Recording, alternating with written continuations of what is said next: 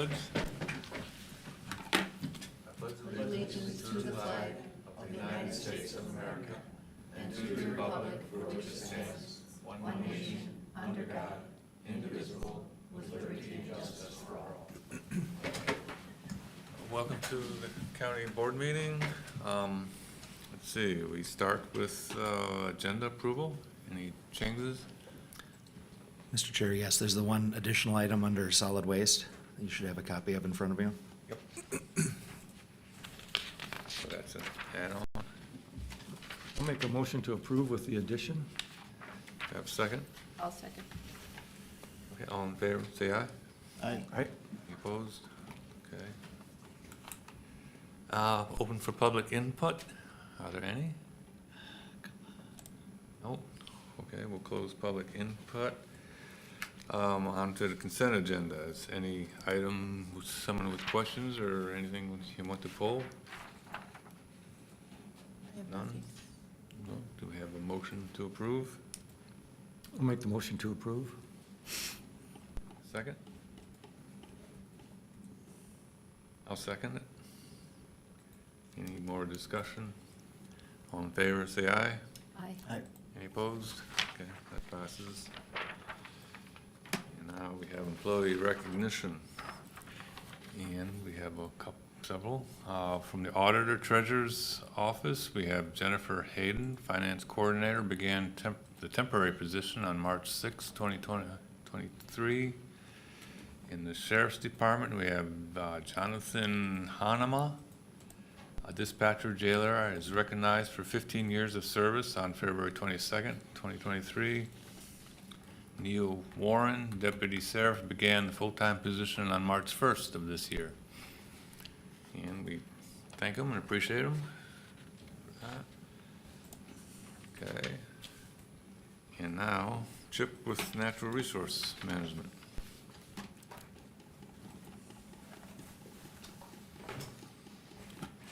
Good morning. Good morning. I only have one item on the agenda today, and that is change to our cabin lease number 58. Current primary lessee is requesting to have his name removed from the lease and assign the secondary lessee as the primary, Wes Lyer. Chip, do you know approximately where this cabin lease is? This cabin is located in, I know where it is, section 35 of Clay Township, Oh, okay. kind of off 89, kind of east of Vacation Air back in In that area. that area. Okay. It's a difficult one to get to. Okay. I'm always kind of curious when these come forward, where they're located. Hubbard County would narrow it down, but thank you. Does someone from your department go out and look at it to make sure there's no violations that you're aware The of? cabin has been inspected. There are no violations. Everything is good with the cabin and the way they maintain it, so. Any questions, or do you have a motion? Need a motion to approve? I'll move. Second? I'll second. Any more discussion? All in favor, say aye. Aye.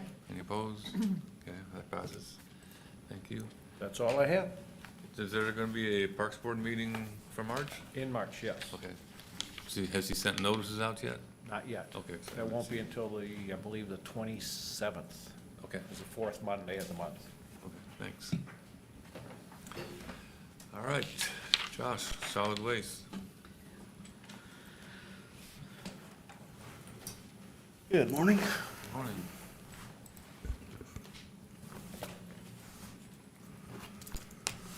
All right, got a few things for you this morning.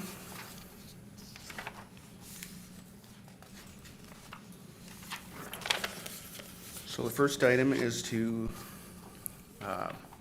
review and approve quotes for recycling containers.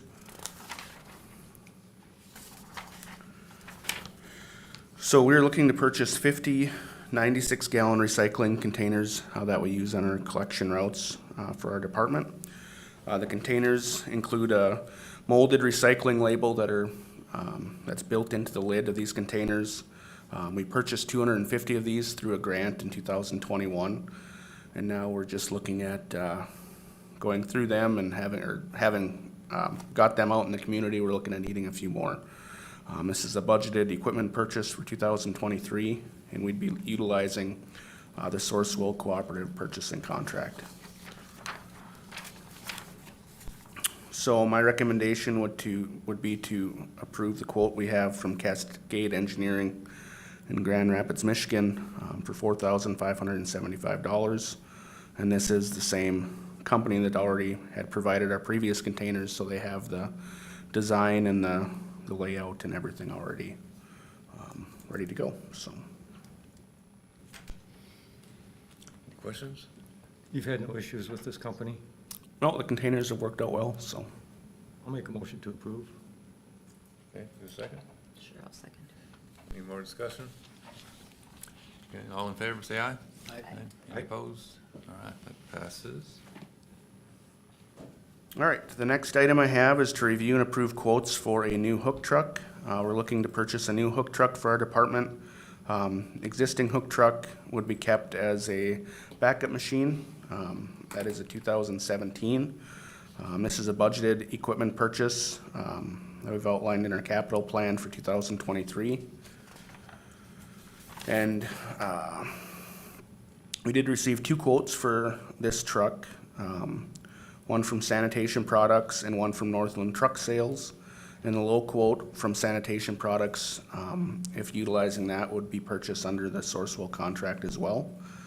Both trucks are both Freightliner 114 SD trucks. The primary difference in them is just the hook system that's on the back of the truck. And their current one we have on our existing truck is an amp roll hook system. We don't really have any issues with it. But with looking at the Galbraith hook system, it looks like it's comparable and probably would be beneficial for the weight that we are putting on this truck. So we have no issues with the low quote. That would be our recommendation from Sanitation Products at $228,779. Josh, I see the lead time is the fall of the third quarter of this year. Is that, you obviously have a truck now that's working, so there Yep. probably won't be an issue. No, it should be fine. I was surprised. I was, actually kind of happy it wasn't out a year or 2 years as some of the other trucks were, so. Okay. Our other truck is just, it's pretty much a daily truck going up to Foston and back, so, sometimes more than once a day, so it's, getting up there in miles, and we wanna have the, move it as a backup and be able to keep rolling, so. Okay.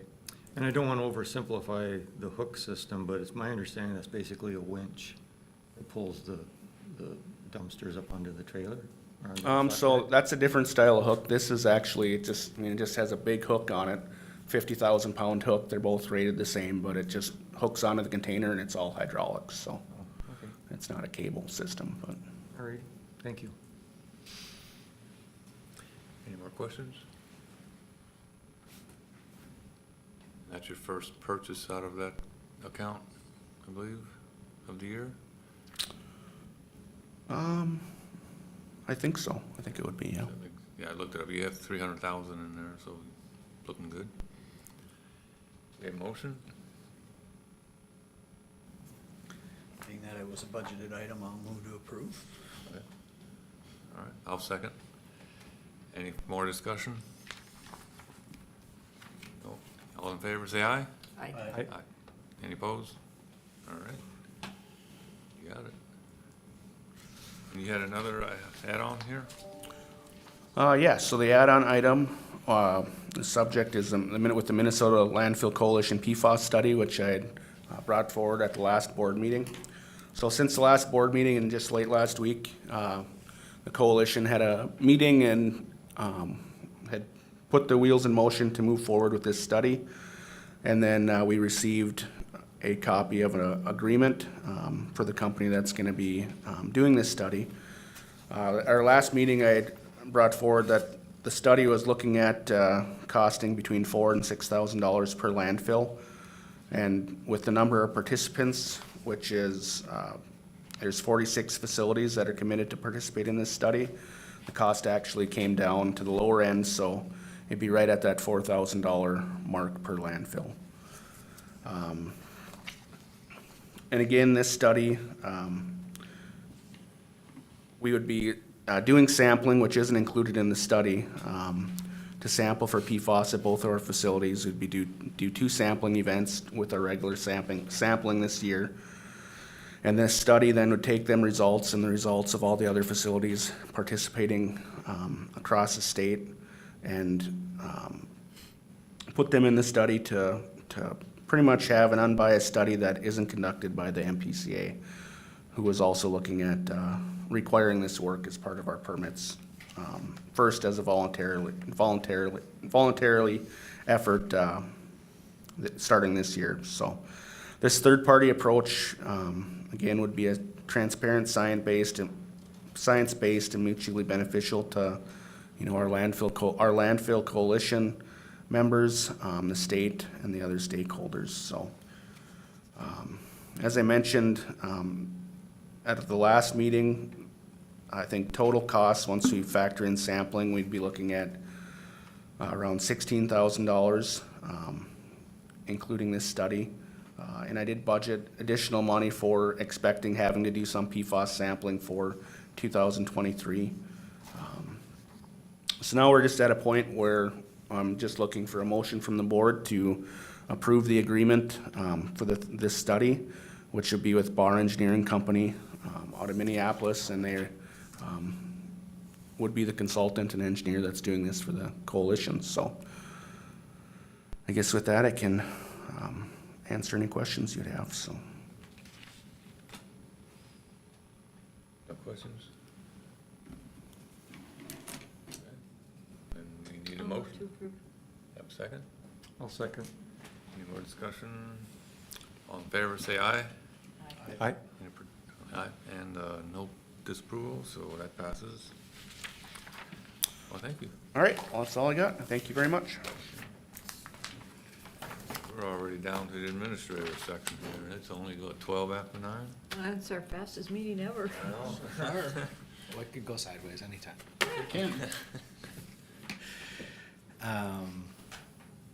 So the really only action item I have is to take action to award the bid for the replacement of the roof on the historic courthouse. The bid opening was held on February 21st. It was conducted by McDonald and Mack on our behalf. Just a reminder that we have received a grant from the Minnesota Historical Society for $237,000. We had a 10% match in that grant proposal, and we got 2 bids, which is good. And we got one local bid from a contractor out of Monaga and a bid from a company out of Rosemont that McDonald and Mack has worked with before. It seems like that it's pretty easy decision there until we read the letter provided by Rita Goodrich from McDonald and Mack. And the primary concern they have with the bid submitted by Integrity Builders, or Equity Builders, is that they did not specify a painting subcontractor. And as a general roofing company, she's not sure that they have the technical or the experience to treat and paint the metalwork on the top of this building to make sure that it lasts as long as the roof does. So she also has a situation where they had Equity do a project for them, and the project carried over to a year, and the thing that's not done yet is the painting. So she expressed a concern about the performance of that committee, or of that bidder, and asked me, because they're local, to gather some feedback on the local contractor who submitted the bid. And everything I've gotten from the work they've done for us, the work they've done for Cass County, the work they've done at Heritage and for other properties that Ecumen owns, have all been good. So When you look at the $237,000 that we got in the grant, the 10% match, that is $261,000 to do the project. That was the budget to do the project. The bid is slightly more than anticipated because we didn't do this last year, because we realized there was some structural work that needed to be done. So there's an element in this, that's included in this project for structural bracing before the roof work is done. So the only overage that we expect to see on this is the construction management from McDonald and Mack, which would probably be in the round $20,000 to $25,000. That would have been covered under the original grant and 10% match. Our budget would have been about $250,000 to $260,000. So the structural work and the extra work that's gone into this is what's driving it up a bit more. I did leave $100,000 in the capital, unallocated capital fund for this year. And so that's where the additional monies would come from. The 237 would come from the grant, the match, and the overage, approximately 50,000, would come from that $100,000 in 112. So it's there. We've been working on this actually for at least 4 years. Even before you guys were on the board, we were exploring what that building needed. I personally, even though the bid, you know, there's a difference, I would feel more comfortable going with the one that has the painter specified. Yeah, I remember reading about this before I was a commissioner, so I'm thinking at least 4 years, if not longer. Yes, because before you got on the board, we did electrical work inside, Yeah. yeah. I was holding my breath, hoping we were gonna get a bid. So the fact that we got qualified bids is good. That means the work will get done this year. And based on her recommendation, my recommendation is that the board would approve the bid from the local contractor out of Monaga. And we want the work done because there's potential of having water damage. Yeah, I've gotta get this, and that's one question I was gonna have is, what are the schedules of the contractors? That has not yet been determined. That'll be managed with, but it'll be this summer. Okay, I think the performance said something be done by October 1st. oh, okay. So we won't have a problem with weather. And hopefully it can get done, open and closed up again quickly enough that we avoid any problems. But from our references, Jed and Bobby and other people here and the Cass County references, everybody said this is a very good bidder. Okay. Yeah, and I was kind of curious as to how much metal is being required to be painted up there. You know, you can see this stretch on the very top, which maybe back there you can't. And I can already see some surface rust, stuff like that, so I know that takes special treatment so that doesn't come back. And the gutters are all in that same condition as well. So Okay. they would all be treated and painted. And if you don't use the proper contractor and properly prep that, it'll all fall off after the first winter. Yeah. The temperature swings. Yeah. And then I'm assuming there's some warranty with their work. And a bond in case there's water damage while they're doing it? I think we actually, in order to get solicit bidders, I think we actually determined not to have a performance bond with this bid. Oh, That was at the recommendation of the architect in putting this together, was to make it as open as we possibly could. okay. Now, there's still general insurance that covers it, right? It's just, we're sharing in some of the responsibility if there is an issue. Okay. MCIT Yep, will cover it? Okay. yep. Well, so then, since you bring that up, I'm even more in favor of giving it to Hadia because we already know the type of work they do in the area. We did reduce the bidder qualifications and the bidder requirements to the minimum to meet the state grant, rather than the highest possible that we could in order to attract bids. I was, the reason I brought the bond thing, because, you know, being a historic building, if there is water damage, it might be more spendy to fix it than it would a regular building. Yep. But MCIT will still cover that. It's still covered by both even without the bond, it's still covered. It would be a shared responsibility instead of completely absorbed by the contractor. Okay. I'll second the motion. There hasn't been made one, but I'll make, you could make a motion, I'll second it. Okay. Do you want to make the I motion? thought you'd made the motion by Okay, I'll mistake. make the motion then, to go with Hadi Contracting, I'll in second it. spite of the cost difference, because we have justification of why we're doing that. Yeah. So we got a first, second? So we got the first and second. The only comment I would make relative to this is I know Bobby came to me and talked to me about our boilers. And our boilers are going to need some significant work. And we're probably looking at $100,000. And I looked at that and I said, well, if I spend $50,000 on this project, you only had $50,000 left. And he said, well, if we plan this to be 23, 24 project, then we can get it done. And I said, if we can work with that, or we can do one and then the other one, then we can still stay within this year's capital budget without allocating additional capital funds and using what's budgeted to get that done. He'll be bringing that when he gets the actual bid, but his estimate is $50,000. It makes sense. I still think it makes sense. It's the best way to get this project done, rather than going with a lower bid, which would leave us more of our money to do this. If we went with a lower bid, we'd have to return some of that grant money. We'd have to return, 57,000, because our grant is for 80% of the cost.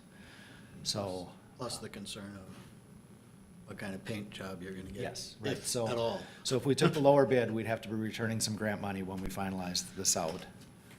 And at this case, so our match would be $20,000, so our cost instead of 20 for the low bid will be 50 for the full bid, which we have more confidence in.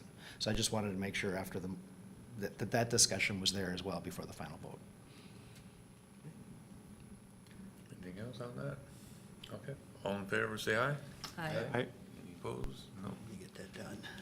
All right, that, any idea when they'll start? Just as soon as, As soon as we have this, I've told Rita I would contact her today, and she will work with them on schedule. So as soon as I get that, I'll give you an update. all right, good. That's great. And then we're at, well, you had something here about the March work session. So we've been talking about the March work session.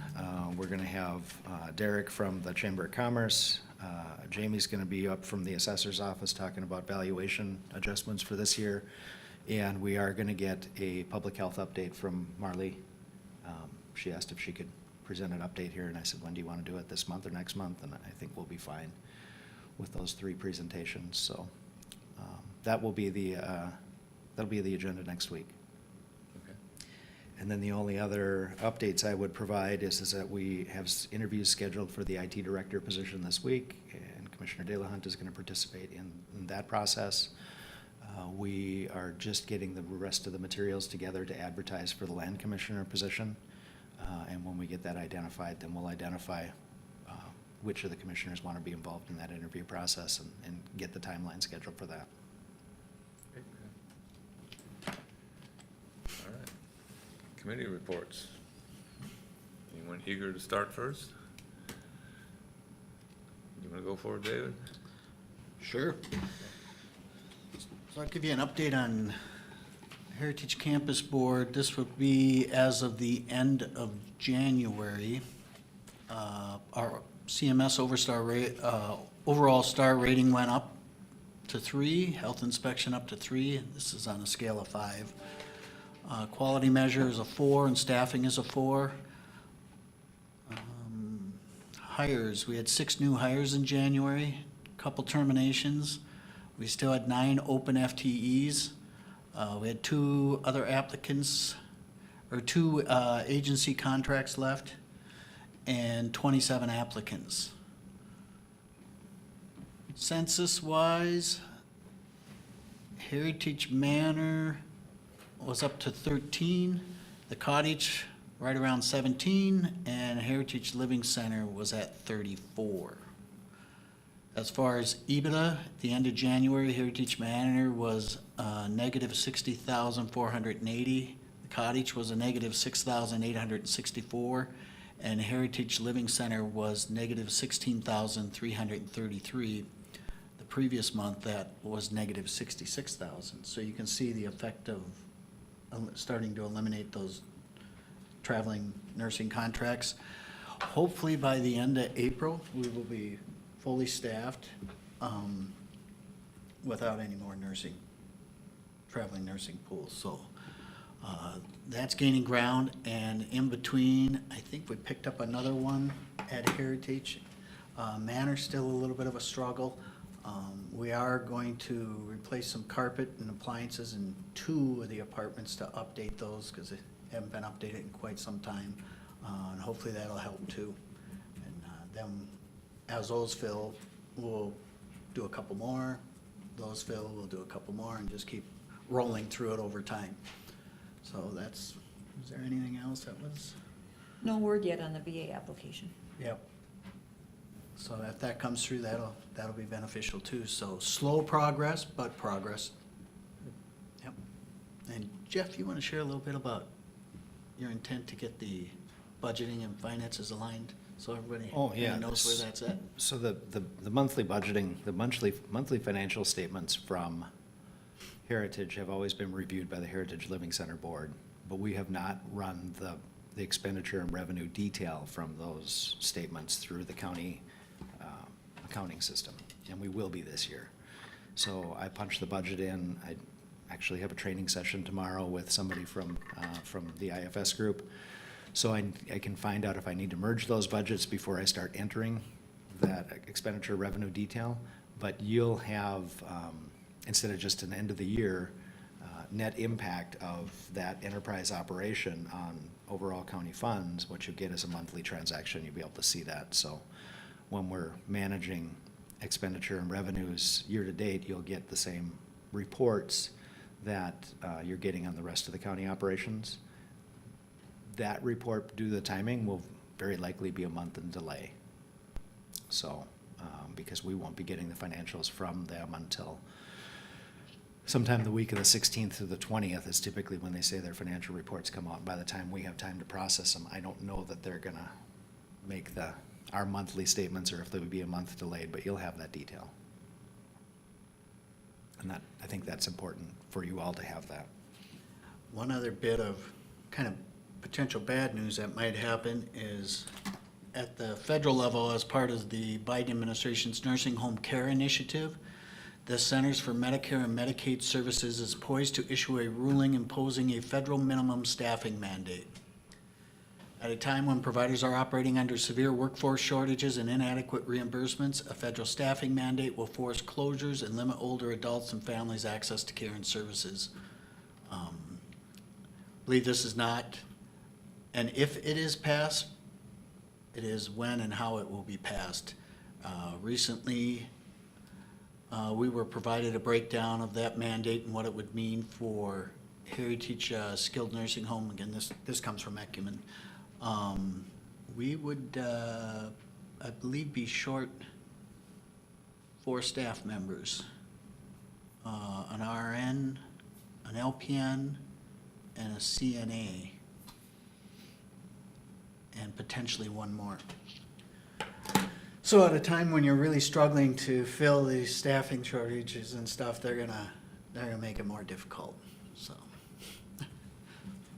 What can you say? I did reach out to our U.S. congressmen and congresswoman, to their staff, and shared this information with them and see if they can ruffle some feathers. I mean, at very least, CMS should not be entertaining doing this at this point in time, until these nursing homes can get back on their feet after COVID. I mean, yeah.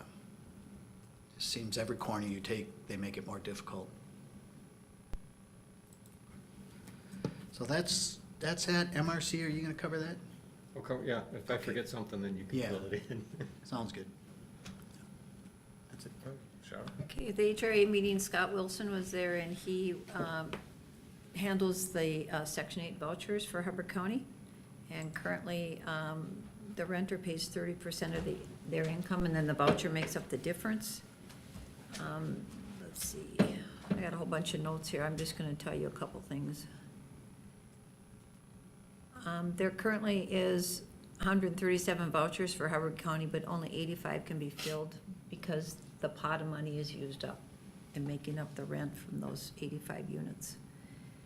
And then when there's an opening, people are put on a list, and when there's an opening, for the 5 people closest to the front get a chance to prove that they can come and, or they apply to live here. And if they aren't approved, then it keeps on going down the list, and your name is then, you get 4 months to find. So it seems like a really inefficient system to me, but. Hubby, let's see, the Finance Committee, they are looking at going to, instead of just giving a standard COLA to everybody, going to performance-based. So they're doing some work on that, and part of that is they're finding people are getting, they're trying to match people's abilities job-wise with their passion, and so sometimes people take a different position because it means more money, but their skill set actually is better fitted where they're at, and so they're trying to figure out how they can compensate people for the fine job that they do without forcing them to apply for something that doesn't fit their skill set as well. So I found that interesting. Also, in our personnel committee there, we went through the survey, and some of the employees expressed they were disappointed because they weren't given affirmation the last 7 days. And because I was brought up in a generation where we just worked, didn't expect affirmation, we had a discussion about that, but I really appreciated Liz's solution, and she said, we're trying to cultivate that everyone here would be just have, let's see, how did she put it? That our culture would be one of gratitude, and so it's not that I have to personally receive an affirmation, but that we're affirming each other just in, working together in a positive manner. So I appreciated what she did what she said for that. Prime West, we had 7 members in 2022 that hit the reinsurance deductible, which is $500,000. One was over $1 million, and when that happens, Prime West pays 10%, and the insurance company pays 90%. They voted to invest in the community center in Alec. They were approached there for naming rights.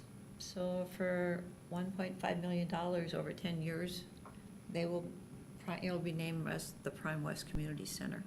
And then they're looking to hopefully get free ice time for the people that can't afford to come, or kids that can't afford to be in hockey. That was one of the way they were going to give it back for their reinvestment. And we're looking at $7 to $10 million for reinvestment grants. We're still working on that. There's 18,037 contractor providers within the Prime West community, over 3,000 medical facilities, and 1 in 5 people in Minnesota are on medical assistance. I thought that was interesting. The average length of hospital stay in Minnesota is 5 days, 7.5 days for Canada, 16 days in Japan. And the average cost per day is $3,000. And 85% of healthcare dollars go on chronic healthcare issues such as heart, arthritis, obesity, and cancer. There weren't any financials this month because of the audit. So next month there'll be financials, and then more work will be done on the reinvestment grant. We're looking at doing a 2-day retreat in June as a board for strategic planning at Prime West. That's all I have. Ted? Let's see, MRC, there was 2 meetings, one in the 21st of March. Was of course the afternoon of our last meeting. They talked about 2,100 bills had been introduced at the legislature. There was no bonding bill the last couple of years, so they're looking at a $1.5 billion bonding bill in both the House and Senate. They talked about the broadband extension program, which I think is what you talked about. And then I had an interruption at that meeting where I had a constituent we'd been playing phone tag, and she happened to call when the meeting was going, and when I came back, it wasn't on very long. And you must have said something during the meeting, because my computer went out, I couldn't even get it to turn off. I was trying to figure out how to unplug the battery, and it finally went black, and by the time I got back on, Torkelson or something had mentioned about the Delahunt's comment, and I don't know what I'd missed there. It was the majority chair, the Transportation Committee, I think it was, had commented about ridership being low on Metropolitan Transit, and that they were aiming to fix that, and I had just popped in the chat room and just said, well, you're gonna have to fix the crime issue on the Metropolitan Transit if you ever expect the ridership to go back up. And that's what he commented. He did see it in the chat and then comment on that was correct, that they were hoping to address that. Because That was when you started saying that, I was thinking, the first thing popped to my mind was probably the crime is keeping people off of the right, riding. And homelessness, people are riding the train just to be on there, Be there, yeah. my understanding from people I know that are inside that system, it's a daily occurrence. And so it's not good. They need to fix that. Definitely. Thank you for that. So then, the 6th, yesterday's meeting, MRC, they talked about, this year's bonding bill is basically gonna be last year's bonding bill. And they're kind of tweaking it or whatever. On both of the meetings, there was a lot of discussion about drainage. If it's my understanding, we don't have drainage ditches here in Hubbard County. I remember Eric Beitendorf making that comment a couple, 3-4 years ago or something. I believe that we do, but they're not managed, and they haven't been managed in a long time. Okay. I think, didn't we vote on that, not to manage them? So, historically, we do, Yes. but we are not managing them. Okay.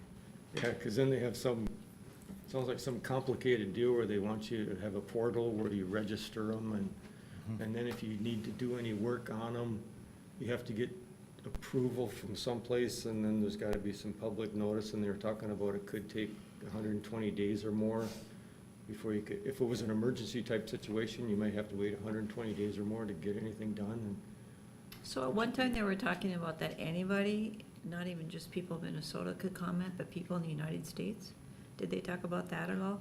I remember Because that was part of the problem in the comment period, because it could shut down, literally shut down and prevent work that needs to be done. Oh, because somebody from out of state commented. Yeah, like we're worried about the Very. beavers.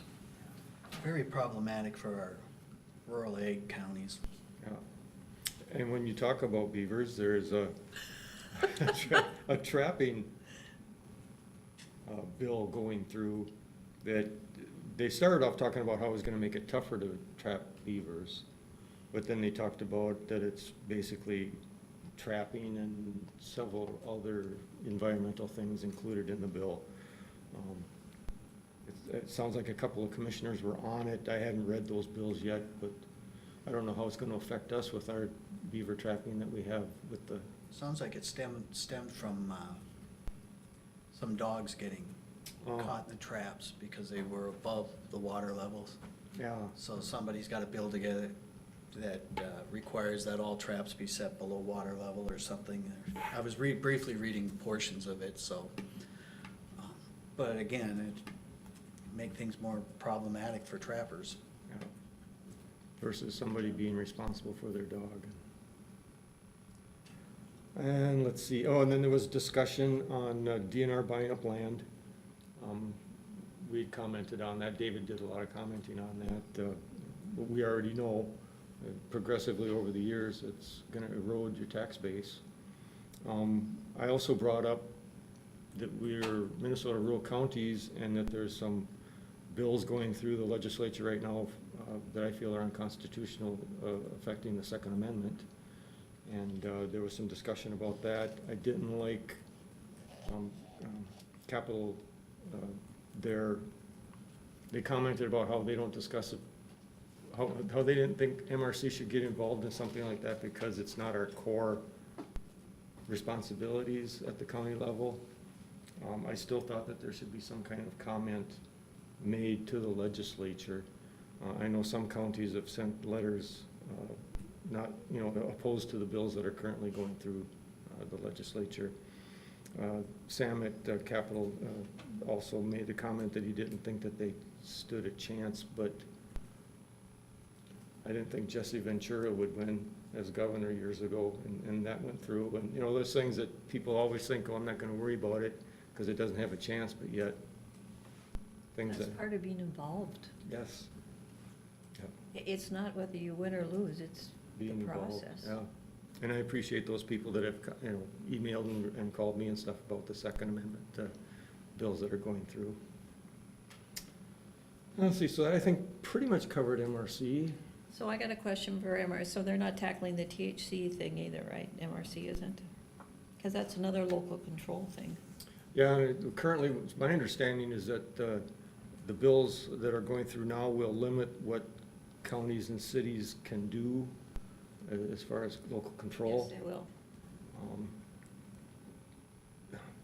The only reason I can think that they would have something like that is that they don't want a patchwork of ordinances throughout the state. We would be the only state in the nation that loses local control. Yeah, Every other state in the nation can choose. so it's, right to congressman or state senator and stuff, and representative. So I'm just gonna make one comment, because I found this interesting at Prime West, because, politically, we're all over the board members at Prime West. And even at our board meeting, they were talking about the speed, because bills aren't even going through committees, they're just being presented and voted on. Yeah. And the consensus really of Prime West board was, they're not taking enough time to really look at the bills and think them through, and I found that really interesting, because we're all over the board. Yeah, Politically. and like 2,100 bills introduced, that was back in February, so it's just, it's mind-boggling. The ones that affect Prime West and then the medical community, most of them are introduced by the same 2 or 3 people. I found that interesting, too. Did I miss anything on MRC? I think I covered pretty much everything. There's a little bit of discussion on the probation and supervision funding. The DLC probation And the fund. push for that, I think it was like 3 or 4 counties left that didn't pass the resolution. Yeah, I think they said, I think you're right, 84 or whatever already passed. Yep. So they were working on those final 3 to get that passed, but basically, and to summarize it as quickly as possible, there's 3 different models for probation and supervision in the state. A couple county-based ones, and then the Department of Corrections model. We're the Department of Corrections model. And the funding that the 3 entities get were not really equalized at all. We did fine most of the time with the DOC model, and the way they're presenting this is to finally ask for appropriate funding that hasn't occurred for well over a decade. We're like last in the country for funding of probation and supervision, and to do no harm to either model. So like, if DOC was the better model from a funding standpoint, we wouldn't go backwards. We actually would gain a little base funding, but it would try and equalize the other ones that were getting stung a little harder. So they're really pushing hard on that. There seems to be really good support Yeah, for that's that, what I so remember. hopefully that'll get done. There was a little bit about PILT in the conversation that, Yeah, when they got into the DNR buying up lands and, yeah. So was- So it looks like that might get increased from $1 to $3, I think, yeah. per acre, so that could benefit rural counties also. Was there anything in the discussion where they talked about the DNR buying up land, because the conservation units are buying up land, and then if we don't take it, then the DNR automatically buys it? Just Was that part of the, Same frustration that was we one. have. I know and how one do you commissioner control it? commented about how the DNR doesn't have money to maintain what they have, and I yet they're know. still buying up more land. yeah? Yeah, and they say they That's don't have money discussion. for even boat ramps. Yeah, and that's discussion we've had before. Yeah. And then they talked about the no net loss policies that a couple of counties have, but how they really don't have any teeth. And then, and how it's, like I say, we've had this discussion before where it's private property owners selling their private property, and they should have that right, but yet it's eroding the tax bases, and it's not a simple issue, but at least it was discussed, so I like that.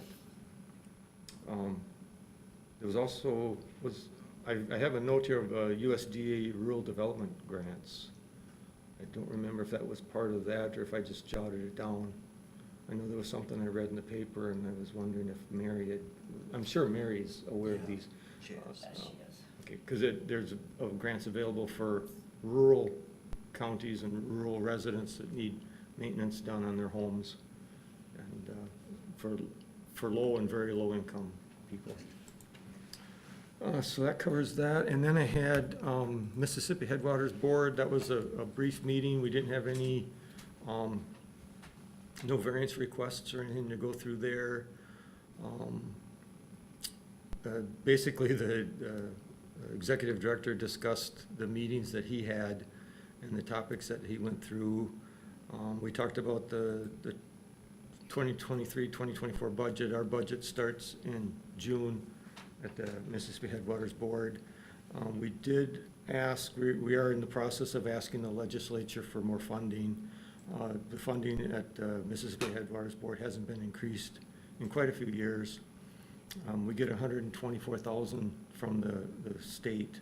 Of course, there's other grants that we get, but we were seeing if we can get an increase in our base funding. And we welcomed 2 of the 3 new board members. And that was pretty much it, and that's all I've got. Let's see, well, I've been gone the last couple of weeks, so I really didn't attend any meetings. In fact, I just barely got out of here 2 weeks ago, but I did. Just before the storm. Just before the storm, yeah, I'm glad to be back. I do have a Kitchigami Regional Library policy meeting this afternoon, and we're going to be discussing policy on the topic of booked challenges, or maybe someone wanting to submit material to the library. And yeah, because book challenges is on the rise across the nation. You know, people are questioning some of the titles that are in the library. So yeah, we need to come up with a policy. We're going to be working on it. We're going to come up with a process for challenges. You know, we'd probably start with the local branch librarian, and then the next step would go to the director. That would be Melissa in our regional library. And if that doesn't resolve it, well, then it would come to the library board for a decision on it. So yeah, we're going to be working on coming up with a form for that. Got to make sure that when people do challenge something, that they know that it's on the form. Right now, the one that Melissa came up with, it doesn't look like she has on there, there's steps. You know, I like to make sure that person would know that they can appeal this all the way to the library board. So make sure that's written in there. We're also going to be working on fund balance policy, because the library does have quite a bit of funds available, and you know how to further spend down their excessive reserves. And then just got this letter this morning. It was mailed February 25th, and it also has my address, so I may have it I got to pick up my mail after this meeting, so I haven't, if it did come to my address, I haven't gotten it yet.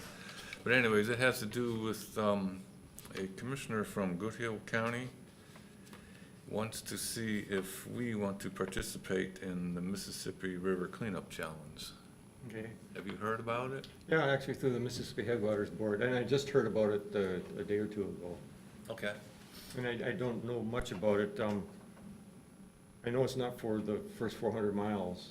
And well, it is and it isn't, but we do a pretty good job already with the Mississippi Headwaters Board, and there's other groups and stuff that, you know, clean up, at least I'm aware of. And like I said, with Hubbard County, there's only 4 or 5 miles of the Mississippi that goes through our county, and it's goes through public land, and then there's one private parcel on it. we don't have an issue with trash and all. Yeah, well, yeah, none has been risen anyhow in the 4 years I've been on the board. So what would be your thoughts of, just that we don't think that we need to participate then? If we did participate, we would probably have to go to some other part of the Mississippi River besides what's in Hubbard County. Yeah, and I don't think that's really the intent, it's cleaning up in your area. Oh. Okay. All right. Any other thoughts? Same as that? I just pass it down to the Mississippi Waters Board, and Yep. Yeah. And I actually just got another email from Tim. they're this already morning. doing it, it sounds like to me, so it's, you know, they could participate by default, because Yeah. they're already doing it. Yeah. Okay. All righty. Just a reminder for anyone who wishes to attend today at the Armory at 4 o'clock, there's a discussion on community center, On what? the community center. Oh. I will be attending. I saw an article on the news a couple weeks ago. I believe it was City of Warren, Minnesota, to solve their childcare crisis. The city has made a 0.5% sales tax. And I think they're building, if I remember the numbers correctly, a $2 million childcare center. I don't know if that's something that's ever, same with the community center type thing. I know it all costs money, and I know that I'm not really in favor of adding to the tax burden of people, but it's something I thought I would just want to mention. In the 3 years I've been on Heartland Lakes Development Commission, we've discussed this at length several times, and how you would resolve that problem around here, and it's different than the metro area. There's some bills going through that would provide grant for facilities too, but our conclusion was facilities aren't the problem here. It's people wanting to run a daycare center that's the problem.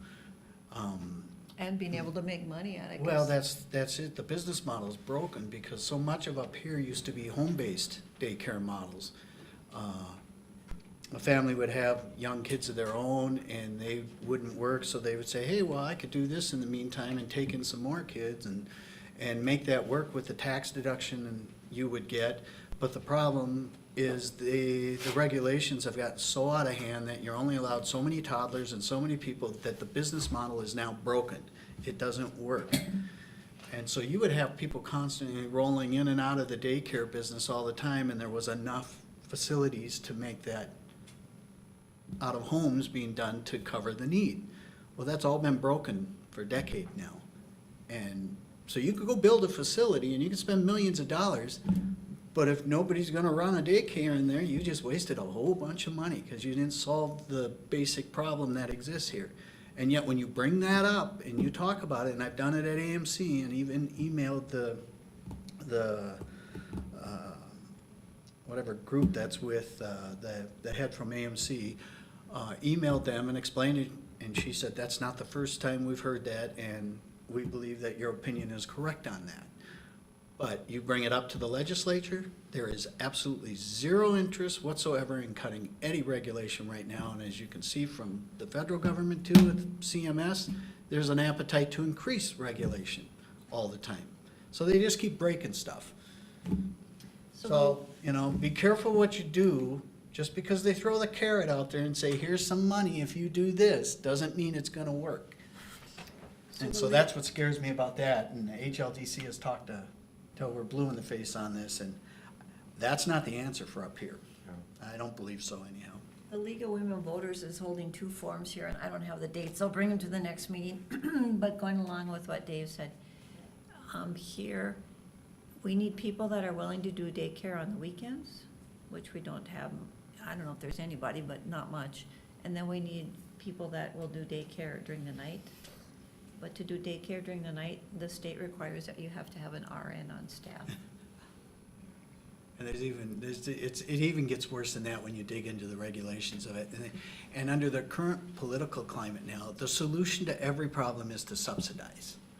Let's just throw some money and subsidize it. Well, you're not solving the underlying problem of why, well, you're making government bigger and you're making it harder, and the underlying problems are not being fixed. If you want it to work, create the conditions that make it conducive for somebody to start that business themselves and be successful at it, and you'll solve your problem. But it's not being done, for whatever reason.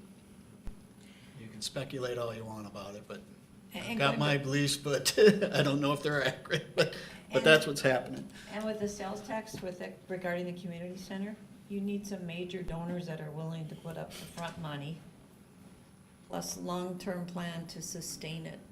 So whatever the subscription monthly rate is, that doesn't cover. It never will. Yeah. It hardly ever does. So you Maybe some you kind of have to have endowment or something. you have to have a fund that's put up from whoever the big donor is to be able to cover the operating expenses in perpetuity. Otherwise, you're gonna end up with a problem on your hands, and then everybody will be begging the county or the city to take it over and subsidize it with taxpayer money. It just goes on and on and on and on and on. Yeah, amenities are nice, but you gotta be able to afford them. Yep. And you're right, cities or counties are putting on more sales tax Yeah, to cover And- whatever. yeah, Bemidji's adding something now too. Can't remember what it's for, but. And when you look at a community center, tell me what would be in a community center and our community. It'd be great to have one. I'm not saying it wouldn't be great to have one, but tell me what would be in there that we don't already have. We got a lot of gymnasiums. We have a lot of tennis courts. We have a swimming pool. We have a ton of swimming pools between May and the end of September. You know, we have a walking track. We have trails and walking tracks all over the place. They're just not located in one convenient place, is the problem. But what are you willing to pay for that? I'm not swimming in a pool in the summer, I'm swimming in the lake. You know, I'm not walking around an indoor walking track for 6 months out of the year, I'm walking outside. So, unless some big benefactor came along and, you know, funded it all, it's pretty hard to say yes to that. Okay, we've done committee reports, then this meetings to note. AMC Leadership Summit, I think there's just 2 of us going so far, me Well, I and looked Jeff. at the agenda. It's kind of an interesting agenda. Well, that's why I wanted to go, I thought it was. Yeah. Are you gonna make I don't room know, for I it? haven't decided, so when do I have to know by? I'd have to look and see when the deadline is. I thought it was 28th, wasn't it? Well, the deadline for housing was the 28th, Well, I would just go for the and day. housing is full. They're already asking people to Yeah, come up with other plans, so I think attendance is probably, but it would have to be pretty quick. okay. All right, I'll decide this week and let you know. I think it'd be a good idea for, you know, every year this happens, at least one of us. Yeah, at least that I would has- agree. Sure. And kind of rotate through it, because it's probably a good thing to go take. Yeah, I did it 4 years ago, and I thought, well, this year I'm starting the first year of a Yep. 4-year term, I didn't want to do it again. Yep. Yep. Okay, then I see, email from Theora Goodridge, the, HC Township Association will meet, Monday, March 20th at 7 o'clock, Hart Lake. That's up in your area? Yeah, Guthrie area, that's District 4. Oh, this is in District 4. Is that the one where the railroad track is, right by it? Or is that, I always get confused when I go up there. I've been there. So it's all, not all the way in the That's northern Guthrie. part then? Yeah, it's not Okay, all the way well, I in. might go to that then. Yeah, I'm planning to go. And don't forget too, annual township day, I think is the 14th. Yep, it is. Yep. I usually always try and go to that Yeah. meeting at least. And, I think that's all we have then. I'll move to adjourn. Second? Second? We got a second? Okay, we're adjourned. Thank you. I see Corey's here. Can we just go on to our next meeting? Yep. Good.